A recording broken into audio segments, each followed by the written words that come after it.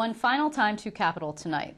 The city of Rochester has had some trouble holding on to a mayor for the past few months. First, Bob Duffy left to serve as lieutenant governor for Andrew Cuomo.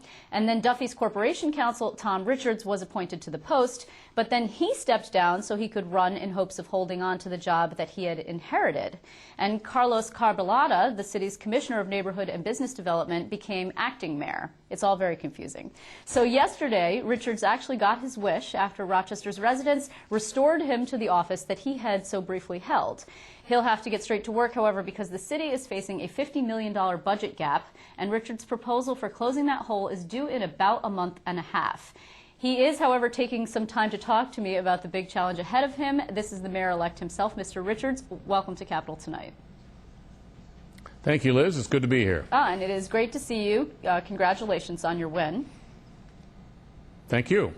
So I'd like to just jump right into it. I understand that you have already met with Mr. Carbalata, and he has briefed you about the budget. So can you give us any insight into what might be coming down the pike? Well, he has, but we've just started. I mean, I spent a couple hours with him this afternoon, and I'm going to have to spend a good deal more time, both with him and with all the department heads, to really get to the meat of the problem. But it's serious. I realize that's not news anywhere around New York, but it's serious, and this is probably going to be the year that people are going to see changes in our ability to deliver services that they will notice. Do you believe, aside from services, do you believe that there will also need to be layoffs, and to what extent that might go? I don't know the extent, but it's probably not possible for us to get through this size of a deficit without some layoffs. I mean, we're going to work to do what we can to avoid that, and that's connected to services. I mean, you know, the cities are where the rubber meets the road in terms of services, and most of those services are provided by people. Sure. So we're going to have to make sure that we focus on those priorities and try to minimize that impact. But it's with a budget of about $460 million and a deficit of almost 50, it will have some impact. You know, right now we're of course seeing the tail end of the budget at the state level passing, and to what extent is that the cuts that we're going to see at the state level coming down to your level and impacting Rochester specifically? And of course, so far the lack of mandate relief we've been hearing around the state is a big problem, and to what extent do you think that's the issue? Yeah, there are really three ways in which it might impact us. I mean, one of them is there's going to be a reduction in AIM aid, our general aid. Right. That's going to go down about $1.5 million. I believe that's the original proposal, and that stayed in the budget. And you know, as difficult as that is, we anticipated it, and that number is included when I talk about the $50 million deficit. The second way that it could impact us is really the proposal for a property tax cap. To tell you the truth, that's really not a city issue. I mean, we have not raised taxes in the recent past, and even when we did, it would not have exceeded the cap.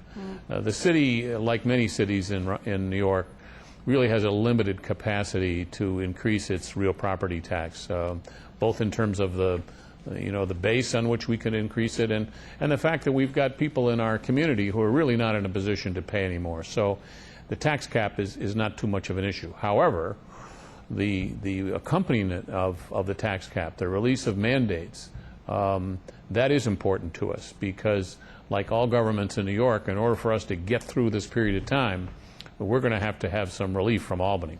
So you actually campaigned on, and there's been some now sort of post-election hypothesis that what residents in Rochester really wanted was stability after this sort of rollicking situation that they've seen since Bob Duffy left.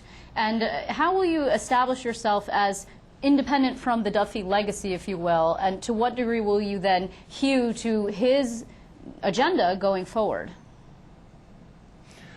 Well, I was very much part of the Duffy administration, and I'm proud of it. And I think Bob Duffy was a great mayor. And so the basic agenda that we pursued, the economic development, public safety, and education, remain our goals. But even if Bob Duffy was still the mayor, he would have to govern differently today than he did during most of his term. And it's this financial issue that has gripped all of New York that is really changing the way people have to deal with it. You know, I wish it wasn't the first priority for us to deal with. I wish we had other things we could get to, but budgets aren't just money. They're statements of intention and philosophy and services. So that would have been a problem for Bob Duffy just as it's going to be a problem for me. So then going forward, when you put out this budget, and it's due in just a few weeks, will we see a significant breaking from the Duffy administration legacy, if you will? Or will people be able to see that the Richards administration is putting a significant stamp on the city? Well, I think you will see not a significant break with those basic priorities, as I said before. But we're going to have to make some choices, and some of those choices will not be popular. That's inevitable in this process. And so you will see some differences here. You'll see some differences. Then the premium, we're going to have a real premium on what I've said to be focus and finishing.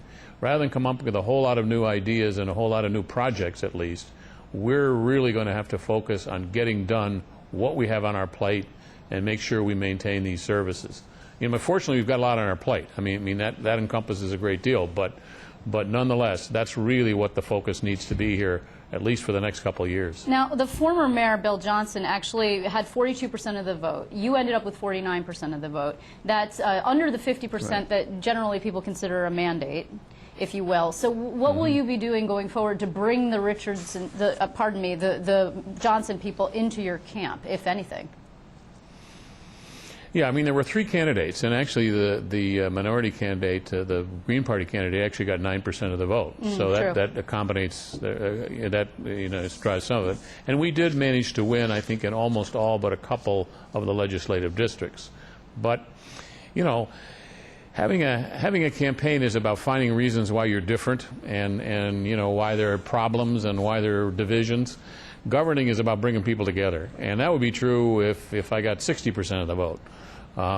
Particularly in an environment here where we're going to have to make some tough decisions, and where some people will not like those tough decisions. So that was a mandate I had no matter what the election outcome was, and any mayor who would have gotten elected here would have had that mandate. So you'll be meeting then with your opponents and with their supporters, including Labor? Right. We need to, we're all in this together. The success of the city, its financial stability, is something that the municipal unions have a huge investment in, and we've got to work with each other to get this problem solved. And we have to explain ourselves to the public. I mean, when you make these kinds of decisions, you're going to have to make sure that we have told people everything there is to know about this, solicited their input. And they may not like it, but at least they can understand the basis on which we made these decisions. And that mandate on us is probably more important now than it's been at any time in the recent past. Well, Mayor-elect Richards, you've got a lot on your plate. I want to thank you very much for joining us. I'm sure we'll be asking to weigh in with you soon in the future. In the meantime, again, congratulations and have a good night. Thank you very much, Liz. I appreciate the opportunity.